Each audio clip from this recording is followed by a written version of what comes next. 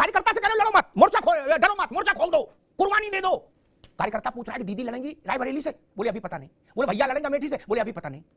और जहां वायनाड गए वहां सीपीआई वाले पूछ रहे हैं यहां क्यों आए।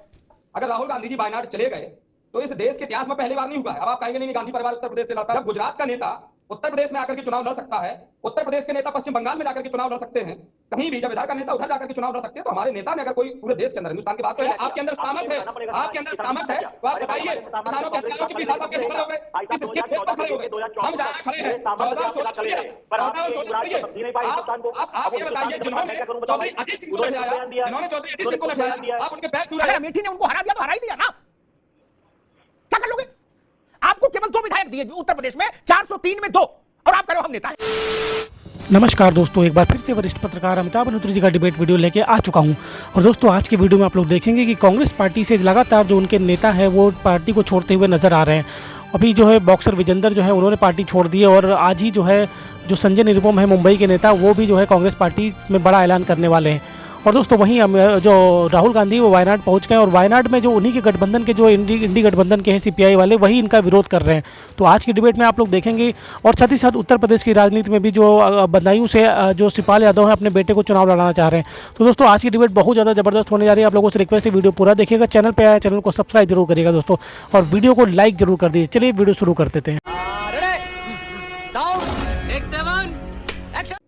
आजम खान साहब, भाई मुलायम सिंह जी के समय से लेके और अब तक इतने टिकट कभी नहीं बदले गए घोषित होने के बाद। मतलब समझ ही नहीं आ रहा, आदमी जब तक मिठाई का ऑर्डर दे बांटने के लिए और उसके घर हलवाई मिठाई भेजे तब तक उसका टिकट कट जाता नहीं। और अब ये नया मामला आ गया कि चाचा ने कहा कि ना आदित्य लड़ेंगे क्योंकि हम नौजवानों को आगे बढ़ाना चाहते हैं। ये बात इतनी देर से क्यों समझ में आई? चाचा को अपनी आयु तो उस दिन भी पता थी कि वो नौजवान नहीं जिस दिन उनका टिकट घोषित हुआ था। नहीं, नौजवानों को आगे लाना है, ये बात पहले से पता होनी चाहिए थी। नहीं, कंफ्यूजन लग रहा है मित्र। आजम खान साहब, जी अमिताभ सर, ये बात कल ही सामने आई है और उन्होंने राष्ट्रीय नेतृत्व से कहा है कि अगर आप उचित समझें कि मतलब वहां का कार्यकर्ता ये चाहता है कि युवा आदित्य जो है चुनाव लड़े, तो यकीनन अगर राष्ट्रीय अध्यक्ष अखिलेश यादव जी, माननीय अखिलेश यादव जी का निर्णय होता है तो ऐसा होता है। लेकिन मेरा मानना है सर, अगर वो अपने बेटे को चुनाव लड़ाने जा रहे हैं तो कहीं ना कहीं और उनका स्टेक और ज्यादा लगेगा, चुनाव और मजबूती से वो चुनाव को लड़ाएंगे। कहीं ना कहीं अपने लिए शायद उन्हें लगता है कि भाई मैं तो एक सदन में हूं ही, वो विधानसभा के सदस्य हैं, कई बार से हैं, बहुत वरिष्ठ नेता है, और हम लोगों को पूरी उम्मीद है कि अगर माननीय शिवपाल यादव जी कोई ऐसा निर्णय ले रहे हैं तो उन्होंने बहुत सोच समझ के लिया होगा, और राष्ट्रीय अध्यक्ष जी भी आशा करते हैं कि शायद उस निर्णय का वो करें। आजम खान साहब, मसला ये नहीं, रामपुर में हमने देखा कैसा कटा जो हुआ, हमने मुरादाबाद में देखा, और सबसे हास्यास्पद स्थिति हमने नोएडा में देखी। यहां तो आदमी मतलब पागल हो गया, टिकट होल्ड कट गई, ऐसा लग रहा था पतंग का पेच लड़ रहा है क्या, वो काटा, ऐसी स्थिति हो गई। प्रेम नारायण सिंह जी, आपका असर इन पे आ गया या इनका असर आप पर आ गया, जो भी हो, आपका नेतृत्व भी बाकी सबसे कह रहा वीर तुम बढ़े चलो, भाजपा से मोर्चा लो, डरो मत, क्या? और जब कार्यकर्ता पूछता भैया आप आओगे लड़ने चुनाव, कहते हम वायनाड में हैं। नहीं, कार्यकर्ता से कह रहे हो लड़ो मत, मोर्चा खोल, डरो मत, मोर्चा खोल दो, कुर्बानी दे दो। कार्यकर्ता पूछ रहा है कि दीदी लड़ेंगी रायबरेली से, बोले अभी पता नहीं। बोले भैया लड़ेंगे अमेठी से, बोले अभी पता नहीं। और जहां वायनाड गए वहां सीपीआई वाले पूछ रहे हैं कि यहां क्यों आए। पहली चीज तो यह है कि हमारे यहाँ कहीं कोई कंफ्यूजन 1% नहीं है, ना नेताओं में ना कार्यकर्ताओं में। कंफ्यूजन तो इस कंफ्यूजन की स्थिति उनके यहाँ है जो आज ना केवल भारत के, इस दुनिया के, बल्कि संपूर्ण ब्रह्मांड के तथाकथित सबसे बड़े पार्टी वाले हैं, वो सीटें डिक्लेयर नहीं कर पा रहे हैं। भाई आप छोड़ दो सामने वालों की, तैयारी कहां चल रही है? आप अगर पूरे ब्रह्मांड के सबसे स्वयंभू है, आप घोषित करो, आगे बढ़ो। रही बात, अगर राहुल गांधी जी वायनाड चले गए तो इस देश के इतिहास में पहली बार नहीं हुआ है। अब आप कहेंगे नहीं, गांधी परिवार उत्तर प्रदेश से लड़ता रहा है, अब उत्तर प्रदेश से क्यों चले गए? राजनीति में कुछ भी स्थायी नहीं होता अमिताभ जी, आप शायद इस चीज को मानेंगे।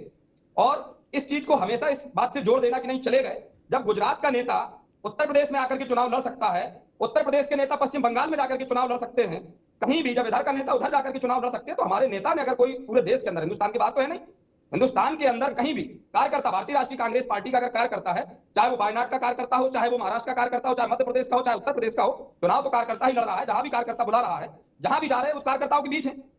समस्या ये नहीं है, समस्या इस चीज की ये नहीं है कि भाई इधर से छोड़ गए उधर चले गए, ये नहीं है। समस्या ये है इस समय उसको परसेप्शन क्या बन रहा है या कैसे बनाया जा रहा है। मैं तो कह रहा हूं ना, सवाल तो वो उठता है जो अपने आप में सबसे शक्तिशाली है, वो क्यों घोषित नहीं कर पा रहे? ठीक, अभी रुके, दोबारा में आएंगे।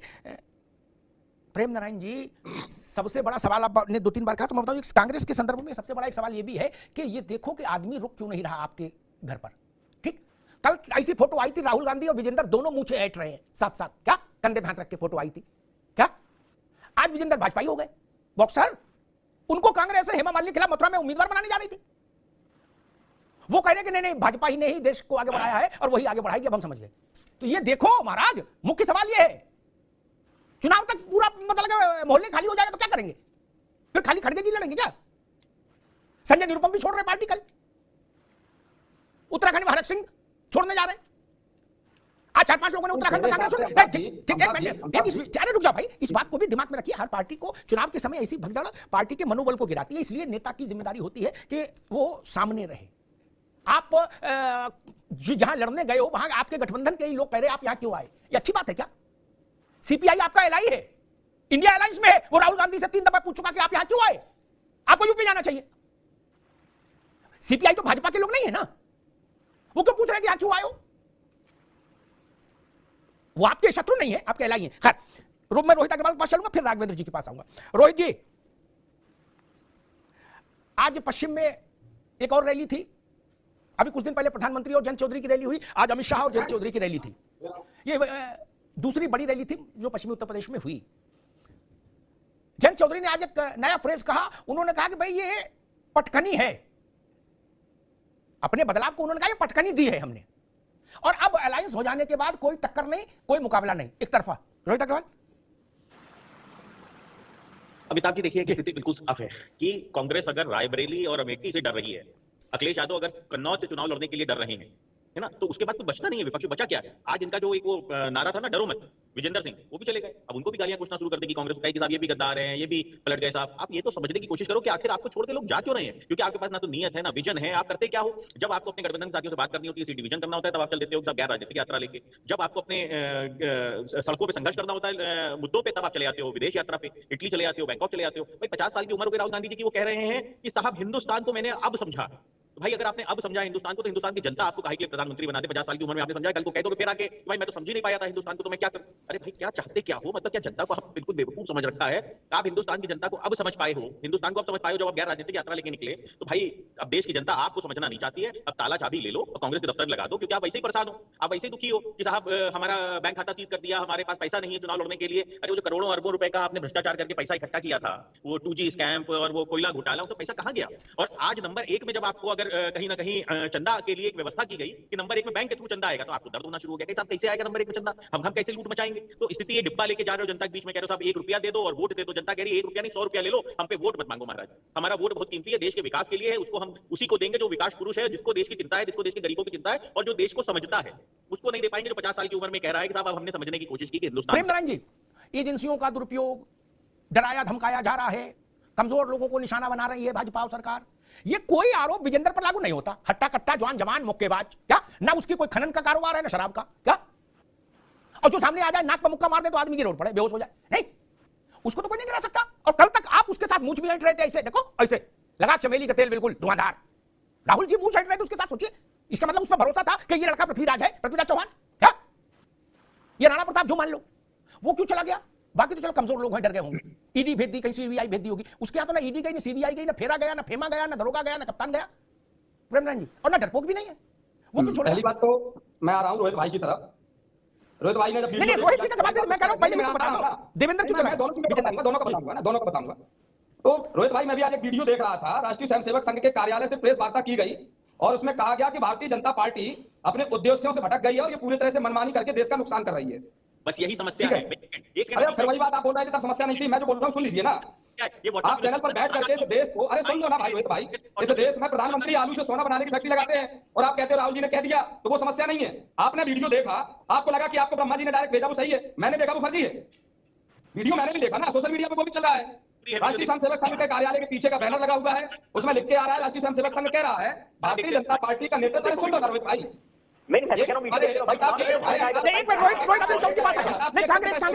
कांग्रेस की अभिव्यक्ति की आजादी का समर्थन मैं करूंगा। बोलिए तो रोहित जी, आप खतरा क्यों करते हो? भैया बोलो, आप किसानों की बात करते हो ना, किसानों के रोजी के ऊपर ही आ रहा हूँ, रोजी के ऊपर ही आ रहा हूँ। तो आप दूसरे की बात को, अपने बात को, अरे डिबेट आपकी ने मुझ पे नहीं रखी है, डिबेट रखिए कि कांग्रेस का क्या होगा, चुनाव कहाँ है, चुनाव लड़ोगे कि नहीं लड़ोगे, या 29 की तैयारी कर रहे हो अभी से? वही मैं बता रहा हूँ। और चुनाव होता है किसानों से, चुनाव होता है मजदूरों से, चुनाव होता है नौजवानों से, चुनाव दलाली से नहीं होता रोहित भाई, चुनाव दलाली से नहीं होता। जो किसानों की हत्या करने वाले लोग हैं, आप उनके जाकर के पीछे झुमरू बजाओगे, क्या आपको जनता मान लेगी? केवल ये हो गया कि आपने कह दिया, आपके अंदर सामर्थ है, तो आप बताइए किसानों के हत्यारों के साथ आप कैसे खड़े हो गए? हम जहाँ खड़े हैं, आप ये बताइए, जिन्होंने चौधरी अजीत सिंह को लड़ाया, आप उनके पैर छू रहे हो, आप उनके साथ चले जा रहे हो, कौन से संस्कार? क्या चौधरी की बात करोगे? क्या चौधरी की बात करोगे? अजीत चौधरी पर लाठी चली थी, चौधरी अजीत सिंह की पर लाठी चली थी, दोनों क्या बात होगी? भैया प्रेमनारायण जी, अब समय कम रह गया, वीडियो देखने का समय नहीं है। मान लीजिए, मैं धैर्य से सुनो, एक मिनट सुनो भाई, एक मिनट सुनिए। कोई भी आजकल तो ये वीडियो बनाने का धंधा इतना तेज हो गया, ठीक, कोई भी अपने घर की दीवार के पीछे कोई भी बैनर बना के, कंप्यूटर से बैनर बन जाता, कोई पैसा देके तो बनवाना नहीं, बैनर लगा ले क्या और बैठ के बोलने लगे, ठीक है। और अगर उससे आपको संतुष्टि मिल रही है कि आरएसएस का वीडियो आपके हाथ लग गया, उसी को चलाइए, राहुल गांधी से कहिए उसको लेकर अमेठी तो आए, चुनाव तो लड़े। जब वीडियो मिल गया आपको, फिर क्या डर है अमेठी से लड़ने में? जब आपके पास वीडियो लग गया हाथ, ब्रह्मास्त्र, तो लड़ जाओ अमेठी से, ताल ठोक दो। प्रेमनारायण जी, आप महाराष्ट्र देखिए, अभी कितने दिनों में कितने भाजपाई सांसदों ने जो वर्तमान में सांसद है कांग्रेस ज्वाइन किया? नहीं किया ना? आप बताइए, किया या नहीं किया? किया, लेकिन वो नहीं दिखेंगे। क्यों नहीं दिखेंगे? क्योंकि वो आपकी लाइन से अलग हो जाता है। भैया सभी का अपना है, हम किसी से कोई नहीं डर रहे हैं। आज संघ बोल रहा है, खुद भारतीय जनता पार्टी के लोग बोल रहे हैं मनमानी चल रही है, वो बोल रहे हैं जिनको पर्ची चल रही है।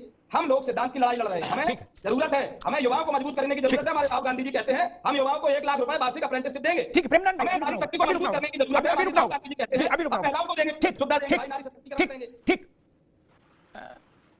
एक आदर्श स्थिति जब आपके लिए हो जाए आपके मुताबिक, तब काहे का हल्ला, क्यों नाराजगी है चेहरे पर? आप मान कांग्रेस मान, सुन लो भाई, कांग्रेस मान रही है, एक मिनट प्रेमनारायण जी, आवाज नहीं जाएगी, अभी रुकना, आवाज नहीं जाएगी, अभी रुकना होगा। जब आप मान रहे हो किसान खिलाफ, नौजवान खिलाफ, महिला खिलाफ, बुजुर्ग खिलाफ, बच्चे खिलाफ, भाजपा के सब खिलाफ हैं, तो इससे अच्छा मौसम तो आपके लिए कभी नहीं आएगा। तब क्यों अमेठी रायबरेली भाग रहे हो? फिर तो ताल ठोको। और आपके पास वीडियो भी आ गया है। जब आपके पास अलाउद्दीन का चिराग लग गया, तब काय को कह रहे हो कि भाई मैं कैसे चुनाव लड़ूं? वो आने वाले 10 इलेक्शन तक ये आरोप लगाइए, फिर भी फैसला तो जनता ही करेगी कि मैं कर दूंगा। ये राहुल गांधी अपना खुद भविष्य लिख लेंगे, नहीं ना? अगर अमेठी ने उनको हरा दिया तो हरा ही दिया ना, क्या कर लोगे? आपको केवल 2 विधायक दिए उत्तर प्रदेश में, 403 में 2, और आप कह रहे हो हम नेता हैं। अरे 2 विधायक जीते हैं भैया आपके। और अगर आपको ये लोकतांत्रिक चुनाव समझ नहीं आ रहा तो चुनाव प्रक्रिया से बाहर हो जाइए। फिर जो रोहित कह रहे हैं गैर राजनीतिक यात्राएं निकालिए पूरे देश में, कन्याकुमारी से हिमालय और असम से गुजरात तक, बांधा जटाजूट रघुवीर घूमो, क्या दिक्कत है? फिर खड़गे जी को क्या तकलीफ दे रहे हो पार्टी चला के? फिर एनजीओ बनाओ और करो, कोई दिक्कत नहीं। लेकिन अगर पार्टी है चुनाव लड़ेगी तो समीक्षा होगी कि जीते कि हारे, ये जान। खत्म, bye bye, tata, good bye, गया। तो दोस्तों वीडियो समाप्त हो चुका है। और अगर यहाँ तक आप लोगों ने वीडियो देख लिया तो आप लोगों से रिक्वेस्ट है कि चैनल को सब्सक्राइब जरूर करें, साथ ही साथ बेल वाले आइकन को प्रेस करके ऑल पे क्लिक कर लीजिएगा, जिससे जब भी हमारा वीडियो अपलोड होगा उसकी नोटिफिकेशन आपको आ जाएगी। तो चलिए वीडियो की बात कर लेते हैं। और वीडियो आप लोगों ने देखा किस तरह से अमिताभ बंधोत्री जी ने आज समाजवादी पार्टी और कांग्रेस पार्टी को एक्सपोज किया है। समाजवादी पार्टी जो है वो बदायूं से शिवपाल यादव अपने लड़के को, वही परिवारवाद वाला जो है फिर से सामने आ रहा है, वो बदायूं से अपने लड़के को चुनाव लड़ाना चाह रहे हैं। तो इस पर अमिताभ बंधोत्री जी ने जो कांग्रेसी जो समाजवादी प्रवक्ता जो आजम खान है उनको जो है उनसे सवाल जवाब किए। और साथ ही साथ जो राहुल गांधी हैं वो वायनाड पहुंच गए। और वायनाड में इन्हीं के जो गठबंधन के लोग हैं उनका विरोध करें कि भैया आप उत्तर प्रदेश में जाके लड़िए, बीजेपी को हराना चाहते हैं, आप तो खुद जो है अपने इंडिया गठबंधन को लाना चाह रहे हैं। तो दोस्तों डिबेट आपको कैसी लगी? और डिबेट में जो गर्मा गर्म बहस हुई है जो कांग्रेस का पार्टी के प्रवक्ता और रोहित अग्रवाल के बीच में, तो दोस्तों डिबेट कैसी लगी कमेंट करके जरूर बताइएगा। ऐसे ही वीडियो आपको हमारे चैनल पर आगे भी देखने को मिलते रहेंगे, तो वीडियो को ज़्यादा से ज़्यादा शेयर कर दिए। चलिए मिलते हैं आपको किसी और वीडियो में, तब तक के लिए जय श्री राम।